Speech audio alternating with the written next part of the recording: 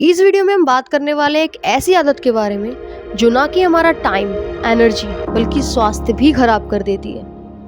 जय महाकाल दोस्तों, मैं यशी गुप्ता और आज हम बात करने वाले हैं ओवर थिंकिंग के बारे में। बहुत अधिक सोचना हमारा फिजिकल और मेंटल हेल्थ दोनों पर ही बहुत बुरा असर डालती है। इस समस्या के चलते हमें पता ही नहीं होता कि हम ओवर थिंकिंग की समस्या से जूझ रहे हैं, और जब तक इस समस्या का एहसास होता है तब तक स्ट्रेस और नेगेटिविटी हमारे माइंड को घेर चुकी होती है। बैठे हैं, सोचते चले जा रहे हैं, खाना खा रहे हैं, सोचते चले जा रहे हैं। ऐसे में जो हम भोजन कर रहे हैं उस पर तो हमारा बिल्कुल ध्यान होता ही नहीं है। भोजन करते समय हमारा ज़्यादा ध्यान होता है विचारों पर, थॉट्स पर, जो कि निगेटिव होते हैं। ऐसे में व्यक्ति या जो समय बीत गया उसके बारे में सोचता है कि ऐसा हुआ था, वैसा हुआ था, इसने ये कहा था, उसने वो कहा था, ऐसा कुछ जिसका कोई मतलब ही नहीं है। ऐसे थॉट्स जिनका कोई एंड ही नहीं है और उसका कोई रिजल्ट भी निकल के नहीं आने वाला है। और कुछ नहीं तो आने वाले कल के बारे में सोचना शुरू कर देते हैं कि ऐसा हो गया तो क्या होगा, वैसा हो गया तो क्या होगा। जो मैंने प्लान्स बनाए हैं, जो स्ट्रेटजीज मैंने बनाई हैं, उसके अकॉर्डिंग सब कुछ नहीं हुआ तो क्या होगा।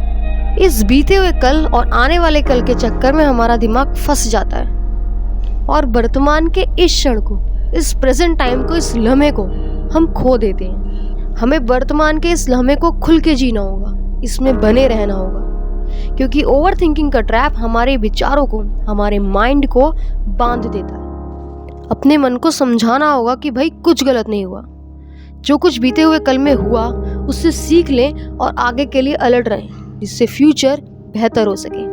जब हम अपने माइंड को अलर्ट करेंगे कि फालतू की सोच से बाहर निकलना होगा, तब आप ये ऑब्जर्व कर पाएंगे कि सोचना आपने न जाने किस बात पे शुरू किया था और अब पता नहीं कितने थॉट्स आपने क्रिएट कर दिए जिनका कोई रिजल्ट ही नहीं निकलेगा, जिससे कोई फायदा ही नहीं होने वाला है।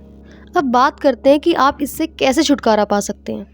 सबसे पहले तो परफेक्शनिज्म के जाल में फंसना बंद करना होगा।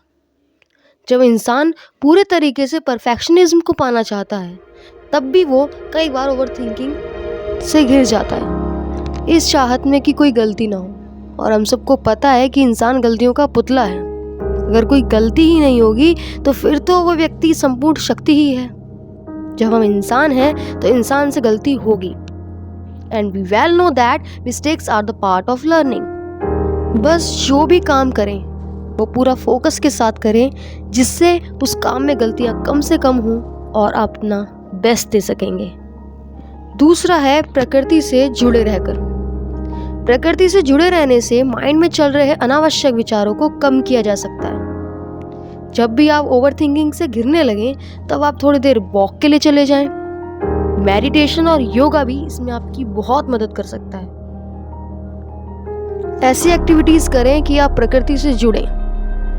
एक शोध में बताया गया है कि रशिया में गायों पर वर्चुअल रियलिटी हेडसेट यूज किए गए हैं, जिससे उन्हें अपने चारों ओर ग्रीनरी और नेचुरल एनवायरनमेंट होने का भ्रम करवाया जाता है। जिसका रिजल्ट ये देखा गया कि गायों की दूध की क्वांटिटी और क्वालिटी दोनों ही बहुत अधिक बढ़ गए। इसमें गायों पर आंखों पर एक ऐसी मशीनरी लगाई जाती है जिससे उन्हें ऐसा एहसास होता है कि वो एक प्राकृतिक वातावरण में है। उनके चारों ओर हरी भरी घास है, खुला मैदान है और ठंडी ताज़ा हवा चल रही है, जिसका रिजल्ट ये होता है कि उनकी हेल्थ और दूध देने की क्वालिटी बहुत ज़्यादा इम्प्रूव हो जाती है। इससे जाहिर है कि प्रकृति से जुड़े रहने से कितने स्वास्थ्य में फ़ायदे होते हैं। जब हम अपने जीवन में सिर्फ शिकायत करते हैं तब हमारा माइंड निगेटिविटी से घिर जाता है।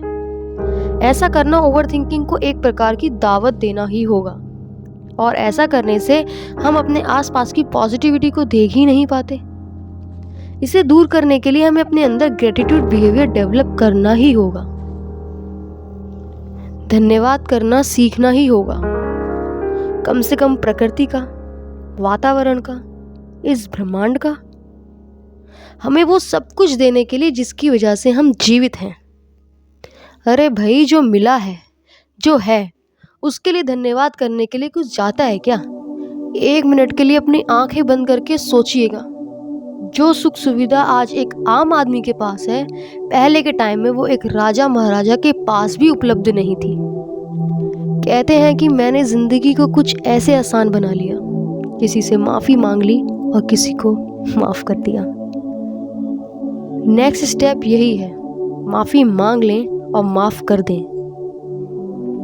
जब हम किसी को क्रिटिसाइज़ करते हैं तो हम अपने माइंड में विचारों को आने से रोक ही नहीं पाते और विचारों की संख्या बहुत ज़्यादा बढ़ जाती है। ऐसी सिचुएशन में आप ऑब्जर्व कर सकते हैं कि जब आप रात को सोने के लिए लेटते हैं तो ना जाने कितनी ही देर करवटें बदलते रहते हैं। ऐसा इसलिए कि जो दिन में आपसे किसी से निगेटिविटी ट्रांसफ़र हुई या लड़ाई झगड़ा हुआ तो वही विचार आपके मन में बुनते चले जाते हैं और जब आप ऐसे ही सो जाते हैं तो ओवर थिंकिंग का सिलसिला अगली सुबह भी आपके साथ ही रहता है। सोने से पहले एटलीस्ट दिन ख़त्म होने तक सबको माफ़ कर दो, सबसे माफ़ी मांग लो, क्योंकि इस बात की तो कोई श्योरिटी नहीं है कि मैं, वो या आप कल का सूरज देख भी पाएंगे या नहीं।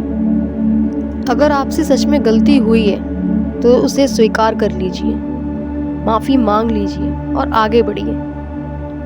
और अगर किसी को अपनी गलती का एहसास है और आप उसे माफ़ नहीं कर पा रहे हैं तो माफ़ कर दीजिए।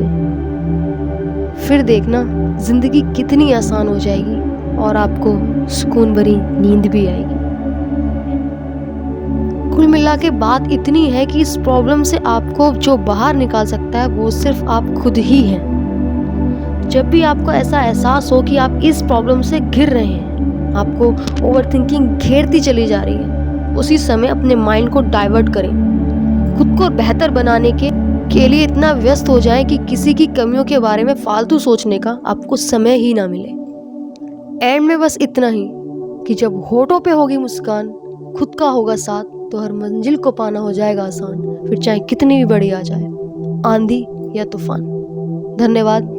जय महाकाल।